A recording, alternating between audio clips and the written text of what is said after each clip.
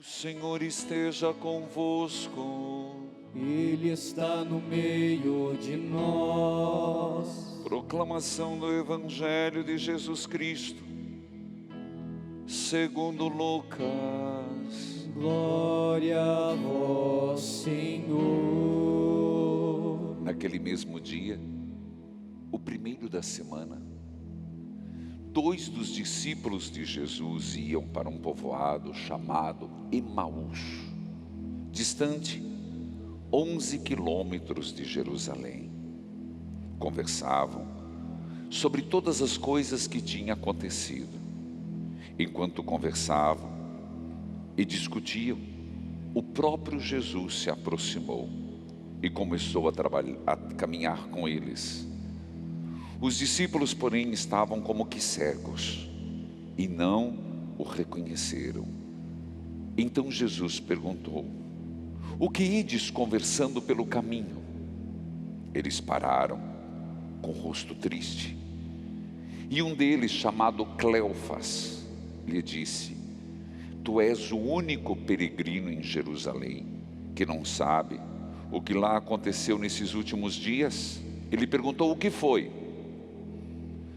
Os discípulos responderam: o que aconteceu com Jesus, o Nazareno, que foi um profeta poderoso em obras e palavras diante de Deus e diante de todo o povo. Nossos sumos sacerdotes e nossos chefes o entregaram para ser condenado à morte e o crucificaram. Nós esperávamos que ele fosse libertar Israel, mas apesar de tudo isso, já faz 3 dias que todas essas coisas aconteceram. É verdade que algumas mulheres do nosso grupo nos deram um susto. Elas foram de madrugada ao túmulo e não encontraram o corpo dele. Então voltaram, dizendo que tinham visto anjos e que estes afirmaram que Jesus está vivo. Alguns dos nossos foram ao túmulo e encontraram as coisas conforme as mulheres tinham dito. A ele, porém, ninguém viu. Então Jesus lhes disse: como sois sem inteligência e lentos para crer em tudo o que os profetas falaram? Será que o Cristo não devia sofrer tudo isso para entrar na sua glória? E começando por Moisés, passando pelos profetas, explicava aos discípulos todas as passagens da Escritura que falavam a respeito dele. Quando chegaram perto do povoado para onde iam, Jesus fez de conta que iam adiante. Eles, porém, insistiam com Jesus dizendo: fica conosco, pois já é tarde, a noite vem chegando. Jesus entrou para ficar com eles. Quando se sentou à mesa com eles, tomou o pão, abençoou, partiu-lhe e lhes distribuía. Nisso, os olhos dos discípulos se abriram e eles reconheceram Jesus. Jesus, porém, desapareceu da frente deles. Então um disse ao outro: não estava ardendo o nosso coração quando ele nos falava pelo caminho e nos explicava as Escrituras? Naquela mesma hora, eles se levantaram e voltaram para Jerusalém, onde encontraram os 11 reunidos com os outros. E estes confirmaram: realmente, o Senhor ressuscitou e apareceu a Simão. Então, os 2 contaram o que tinha acontecido no caminho e como tinham reconhecido Jesus ao partir o pão. Palavra da salvação. Glória a vós, Senhor. Que a palavra de Deus perdoe os nossos pecados. Amém.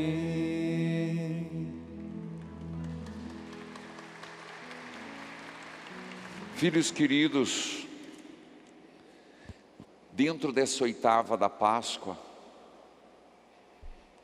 nos deparamos com um dos evangelhos que melhor representa a catequese, a pedagogia o processo de fazer uma experiência com Jesus ressuscitado. O texto bastante conhecido, discípulos de Emaús.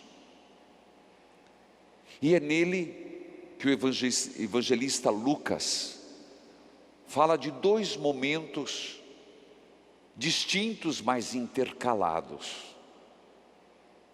A experiência que eu e você, tal qual os discípulos de Emaús, se o primeiro é citado com o nome de Cleofas, o segundo anônimo somos nós, somos chamados a fazer, seja pela palavra, seja pela Eucaristia. Na verdade, o que acontece numa missa, palavra e Eucaristia. O texto começa dizendo que esses dois discípulos, Cleofas e o outro nome suprimido, estão voltando para casa, Emaús, uma cidadezinha, onde por 11 quilômetros eles vão, e o texto é claro, tristes. Eles voltam para casa frustrados. Eles estão voltando para a sua antiga vida, um tanto descrentes. Mas por quê? Eles mesmos dizem. Dizem que eles esperavam que Jesus, agora, o Jesus das santas chagas dolorosas e gloriosas, que ele iria libertar Israel, e não o fez. Eles ainda falam que os próprios sumos sacerdotes o condenaram, e ele foi crucificado. É impressionante você perceber rosto triste, voltando para Emaús, se distanciando de onde encontraram o ressuscitado. O caminho inverso. Às vezes a humanidade faz esse caminho inverso. O caminho inverso de Deus. O que nós percebemos, falando de modo geral, como as pessoas estão mais distantes de Deus, menos religiosas, menos tementes. Nós vemos com muita frequência notícias de países que cada vez mais as igrejas se fecham. Países onde o cristianismo é perseguido. Países onde o culto à liberdade religiosa é tolhida. E é impressionante que isso você escuta e a gente às vezes nem se dá conta do que está acontecendo. Mas a humanidade se distancia de Deus, passo a passo, por várias razões. Por fazer da ciência sua deusa, não que ela não seja importante, mas a ciência não é a última resposta para tudo. A fé sim. Seja pela mundanidade, pelas coisas mundanas, pelos interesses econômicos, Deus atrapalha a ambição. Deus atrapalha a soberba. Deus atrapalha o crescimento ilícito dos bens. Então é melhor esquecer Deus. Então Emaús, aqui hoje é representado como o caminho inverso. Mas você vai perguntar, por que eles estão frustrados? Primeiro, desistiram muito cedo. Tanto que você vai ver que o próprio evangelista Lucas diz que quando voltaram, eles encontraram os apóstolos confirmados na fé. Eles pegaram a notícia crua e desistiram. A notícia não era crua e não era ruim, viram um anjo, mas espera aí, meu filho. As mulheres viram um anjo. E nem isso os confirmou. Mas ele ninguém viu, tá bom. Mas viram um anjo.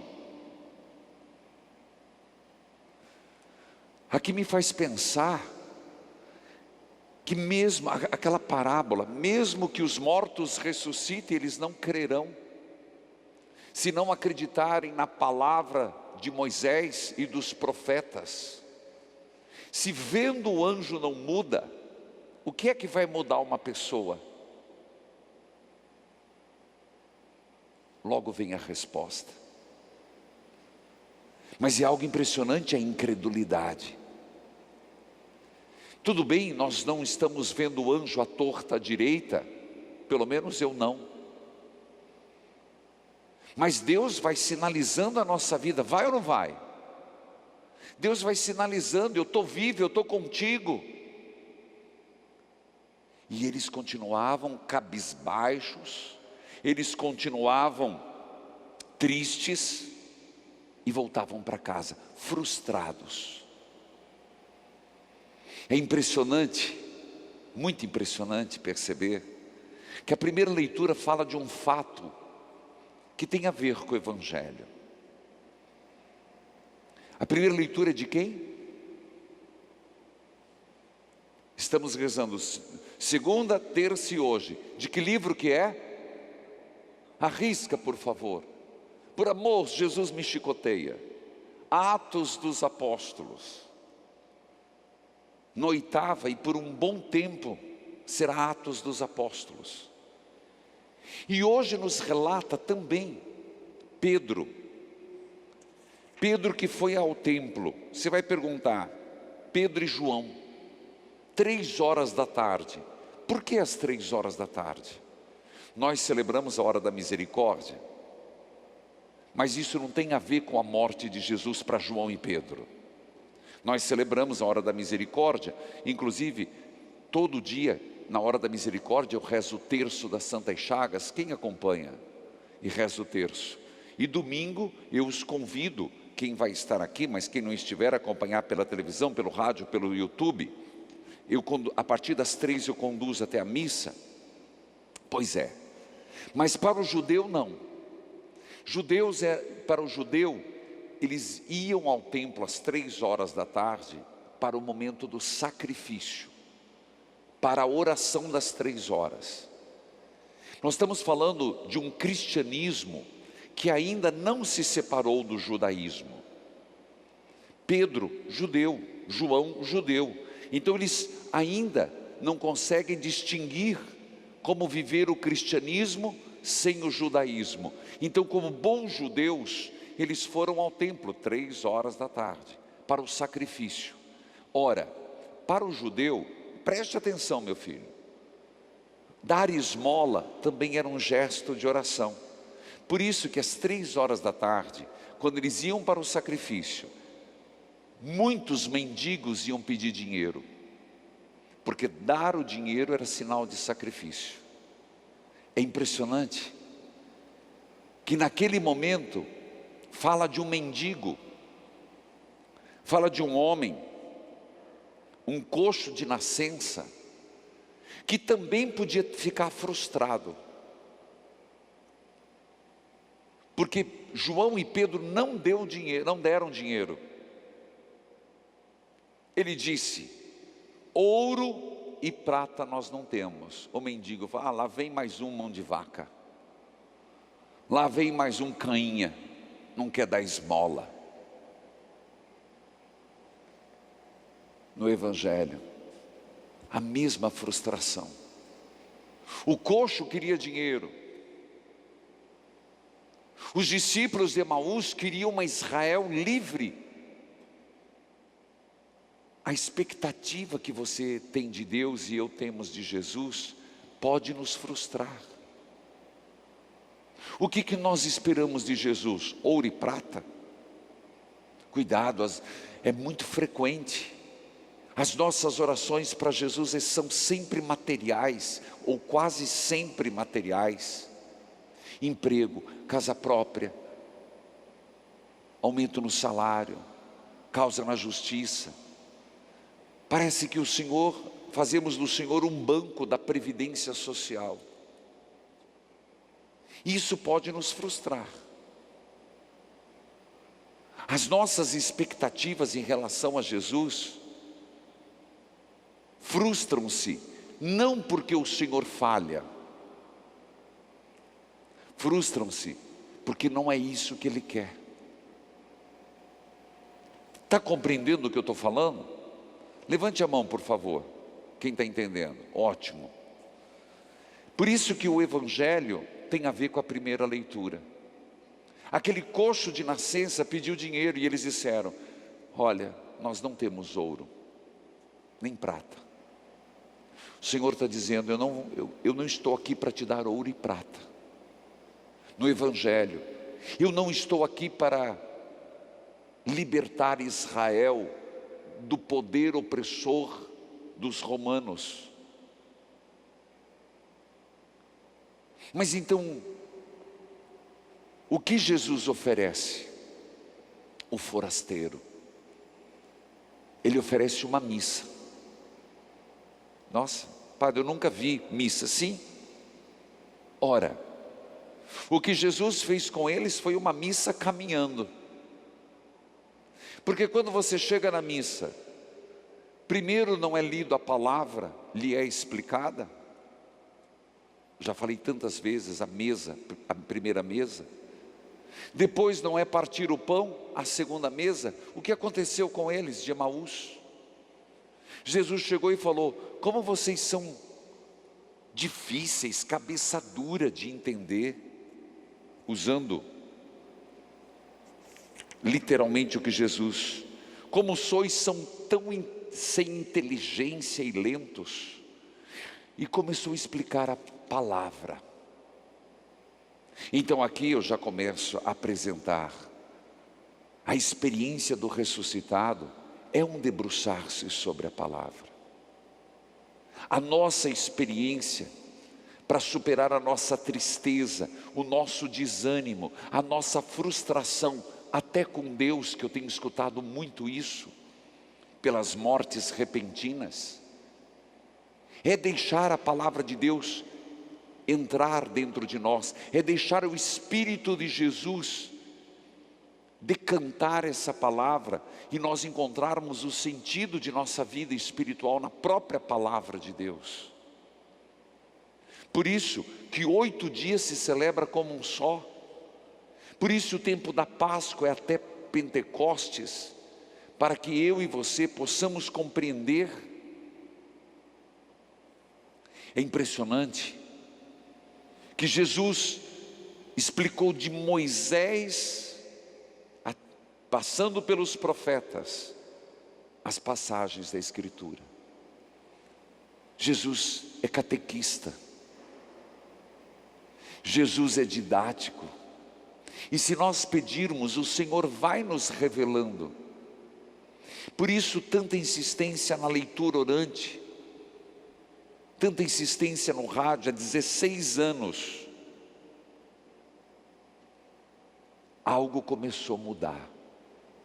O contato com a palavra de Deus fez arder o coração. Escutar a palavra de Deus, deixar que ela entre em nosso mundo, faz arder a nossa alma. E o que o Senhor quer? Discípulos desanimados, tristes, desistindo, fugindo? Não.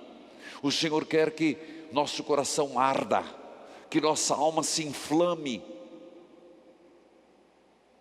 Terminada a primeira cena, a missa continuou. Eles pediram: fica conosco, Senhor. E começou a segunda mesa. Às vezes, você se pergunta: por que eu assisto a missa diariamente? Uns acompanhando pela TV, porque todo dia atrapalha meu almoço, atrapalha meus afazeres. Outros se perguntam: por que pegar ônibus, vir de carro, vir aqui na igreja todo dia, para quê? Porque o Senhor reserva para nós maravilhas. Porque é nesse contato que o Senhor vai nos formando como discípulos. Fica conosco, Senhor, já é tarde. A noite vem chegando. A noite vem chegando. Momento dos temores, momento dos medos, momento das ansiedades, momento das insônias. O Senhor entra. Quando convidamos, o Senhor entra. Assim, simples assim, fica conosco. Talvez a gente está num caminho errado, viu, filho? E cada um é chamado a se perguntar as pegadas de quem está seguindo. Você está no caminho da felicidade ou está indo pelo outro caminho? Voltando para a velha vida, o homem velho, tudo isso ecoa. E quando a gente fala assim, Senhor, caminha conosco, Ele vai dizer, eu não vou te dar ouro e prata. Eu não vou te dar o que você quer, mas eu vou te dar o que você precisa. Eu sei o que você precisa. Eles se sentaram, Jesus partiu o pão. E naquela hora, é missa. Jesus celebrou uma missa para eles. Claro, entre aspas, gente. É força para dizer, foi ao partir o pão. Hoje, daqui a pouco, o Senhor vai partir o pão.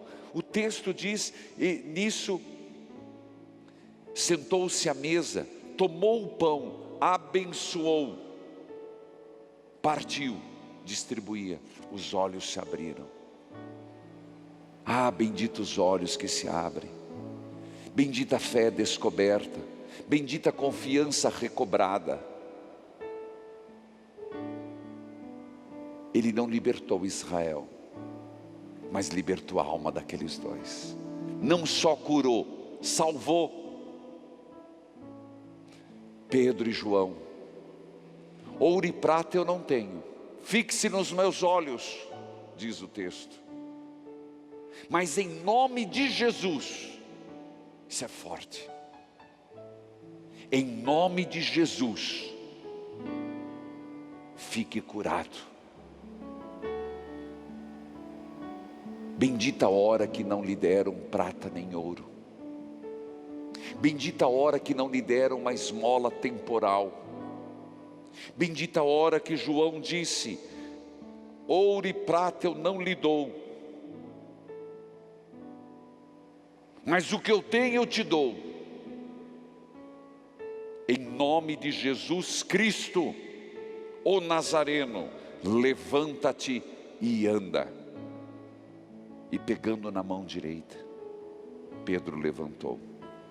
E na mesma hora, os pés e os tornozelos do homem ficaram firmes. E ele deu um pulo. Na mesma hora que o Senhor partiu o pão, na mesma hora que o Senhor abençoou, partiu, os olhos se abriram, eles se levantaram, deram um pulo e voltaram para Jerusalém. Não é isso que eu e você estamos precisando. Não é isso que a humanidade está precisando. Não é isso que nós, que a gente vê tantas situações de derrotismo, estamos precisando. Não é isso que está faltando na nossa vida, dar esse pulo. Quando chegaram em Jerusalém, eles encontraram uma comunidade confiante. Pedro viu o Senhor. É impressionante que se fugimos da comunidade, fugimos da missa, fugimos da palavra, fugimos de Jesus, e nós nunca vamos ter, eu vi o Senhor. Vai ser uma vida de tristeza, talvez com ouro e prata, talvez,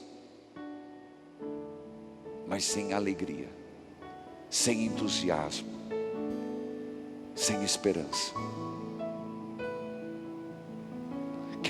que o Senhor nos dê essa graça, que o Senhor nos conceda essa bênção. E cada um sabe onde que está precisando fazer essa experiência. É só pedir: me ajuda, Senhor, como fruto desta Eucaristia. Me ajuda, Senhor. Hoje, em 1948, foi criado a OMS. E por isso foi estipulado que hoje é o Dia Mundial da Saúde. Também é dia do jornalista. Peço a bênção por todos os jornalistas, em especial pelos que estão nas emissoras católicas. Um grande desafio. Mas sendo o Dia Mundial da Saúde, vamos pedir a Nossa Senhora pelos enfermos. Vamos pedir a Nossa Senhora que console os aflitos, que os desesperados se voltem para o Senhor. Ó Mãe, Nossa Senhora da Ressurreição, Nossa Senhora que acreditou, clamamos a tua intercessão, Mãe, pelos doentes.